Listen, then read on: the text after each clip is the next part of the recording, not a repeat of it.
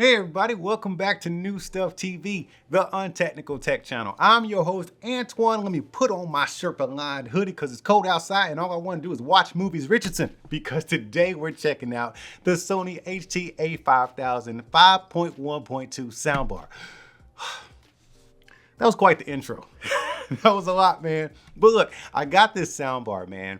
And yes, the soundbar actually comes by itself because these days you can actually buy a soundbar by itself. This soundbar is special because it actually kind of has a woofer or two drivers that integrate as woofers to deliver a 5.1.2 sound, which is super cool. But I decided to go ahead and spend the extra money and get the Sony what is it, the SW5? Yeah, SW5 subwoofer, the 300 watt joint they got. Oh man, you got to check on my comparison video with the SW5 versus the SW3. The SW3 subwoofer is no slouch, but I just wanted more bass because, come on man, it's me. So I opted for the SW5 and I compared them in that video, but I also decided to pick up these joints right here. So let's just talk about the whole system. I'm not just gonna sit here and talk about the soundbar by itself. So as a rule, when I reference anything in this video, typically I'm talking about the entire setup, subwoofer and rear speakers included. Now, if you didn't already notice, the A5000 actually has 9 drivers in there, man. You get a center channel, 2 beam tweeters, 2 front speakers, 2 up-firing speakers,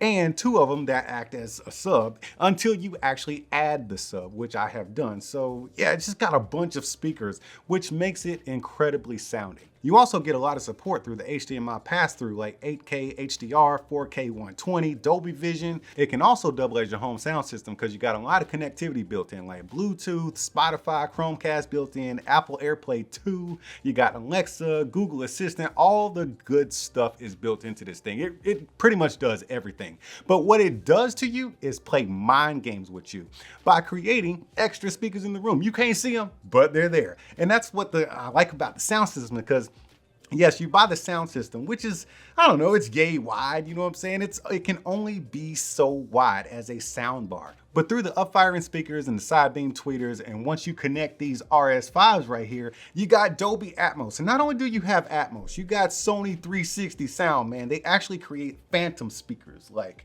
you got your ones in the back, right? Your actual speakers, and then you got your ones on the end of the sound bar, but it just kind of bounces off the wall, creating extra speakers in the room to like literally make a sphere around you to make you feel like you're actually in the content that you're watching. Now, as an overall experience, let me just tell you how things went down for me. Starting with the installation, I actually do own a Sony Bravia TV, and this is where ecosystem pretty much comes in clutch. Man, all you gotta do is really just plug in one cable, but since I have peripherals, I use the, like a PlayStation, right? I use the HDMI from the TV out of the soundbar into the TV or vice versa, and then you just run the PlayStation through the pass-through and everything is just done. You just plug it up. That's it.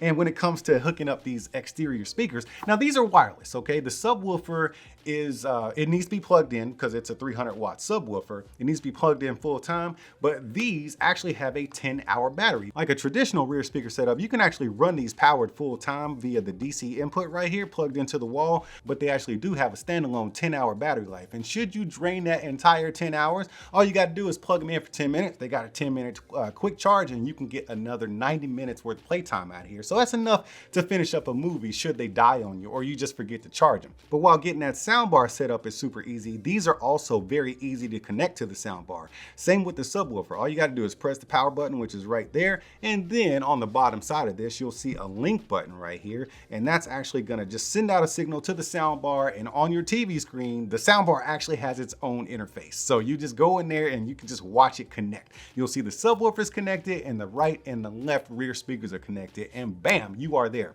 Now you can actually just start watching your content and enjoying it from there if you want to, but Sony can take you through kind of like an automated setup when it comes to the 360 virtual sound they got. Oh man, that's cool.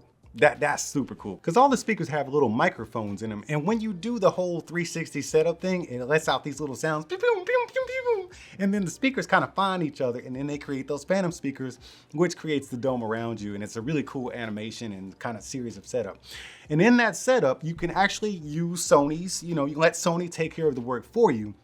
and you can go from there. But if you want to fine tune some things, you can't adjust levels like, you know, high or the treble and the mids and the lows, but you can adjust like the distance from the sound bar to the couch, and the couch from your rear speakers left and right, and also the subwoofer and, you know, the height and stuff like that. So there's a lot of customization built in, but don't expect to go into your actual tones of what the speakers are actually putting out. Now, since we've talked about Sony's 360-degree mapping, now it's time to get into these RS5s right here, which I opted for instead of the RS3 because I wanted Atmos, man. Right there, you see that?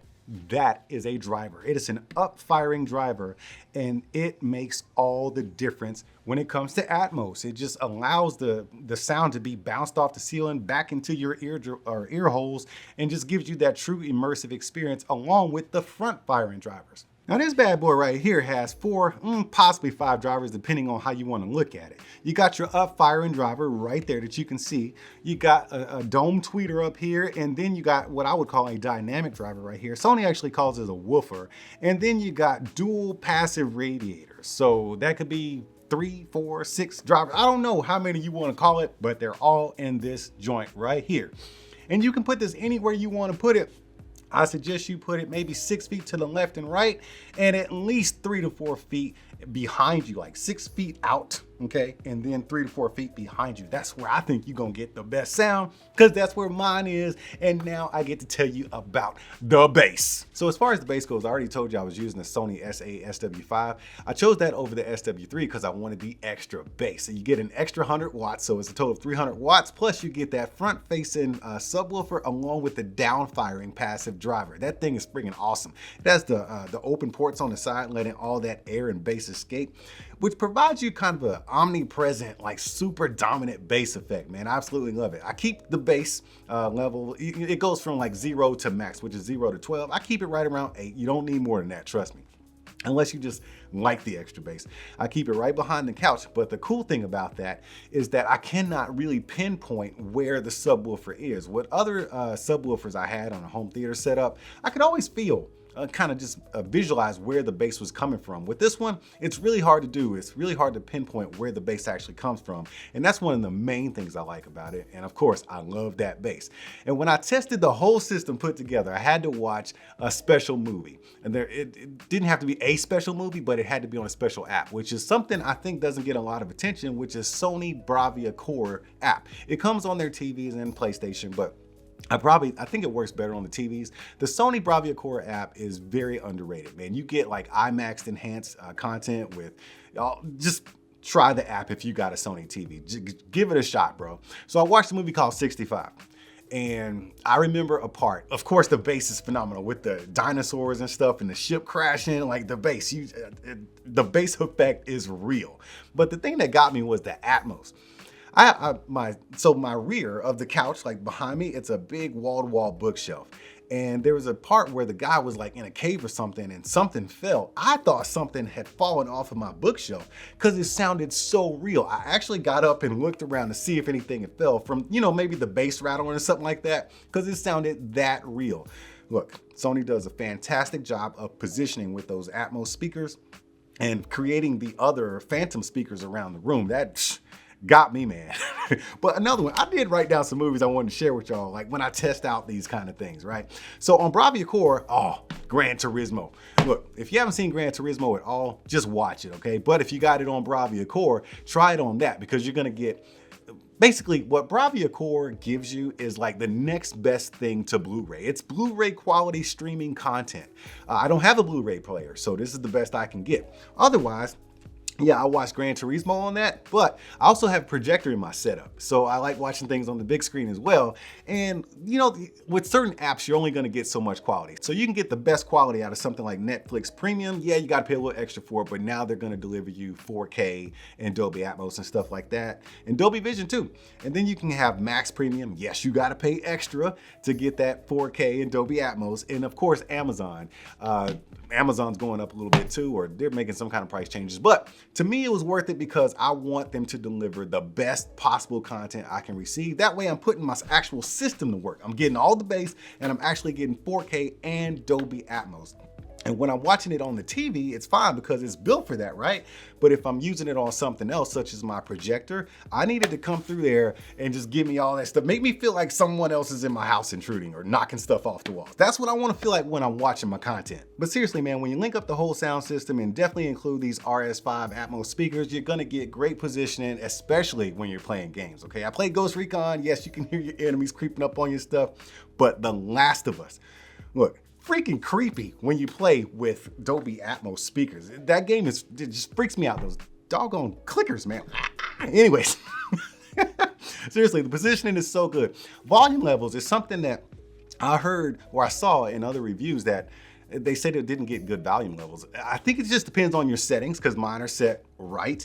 And I can't really turn mine up past 30 or 35. After 30, 32, it's too loud, man. It's too loud. My walls are shaking. So yeah, take that with a grain of salt. The volume levels for me are on point for sure. Now, since these RS5s do have the option to be completely wireless, all you got to do is just unplug them, man, and let them roll. But if you're going to do that, you're going to have to turn them on every single time you turn on your sound system. And that's okay if you can remember. For me, I don't usually remember until I'm like, man, where's my sound? So if you want to, you can leave them plugged up and it will not ruin the battery. To my knowledge, it basically stops charging once they're full, and then it goes into a standby mode if you leave it plugged up. So when you turn on the A5000, it kicks on the subwoofer and it kicks on your RS5 speakers in the rear. But if you unplug them, once you turn off your system, the RS5s are going off. There is no standby mode. They go off, and then you have to go manually turn them back on by pressing the power button right there. Some people may consider that a con when they're trying to go completely wireless. I think of it as part of the program because it's completely wireless and you might end up draining your battery by accident.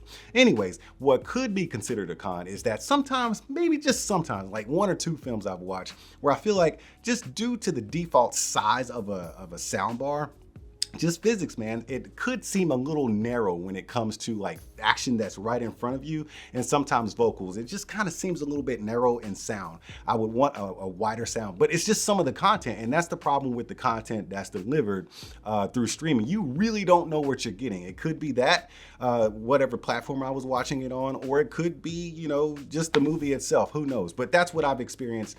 But for the most part, I'm getting sound stage, 3D sound stage. Creepiness from my video games with clickers coming from behind me, rocks falling from on the shelf on the side of me that weren't really falling, bass everywhere, and non-stop action, man. I have really enjoyed using this HT-A5000, man. And look, I know there's a better one out there. It's the A7000, but dang, man, the A5000 is really freaking good. Even when I'm using it with my 120-inch projection screen. So it actually fills the sound and makes the sound actually match that screen. It's phenomenal. I'm not an expert in this kind of stuff, but what I do know is I kind of like being creeped out when I got Atmos and rocks flying all over the place. It's a good feeling, man. You should try it sometime. Look, man, y'all keep being good to each other, and I'll see you when I see you.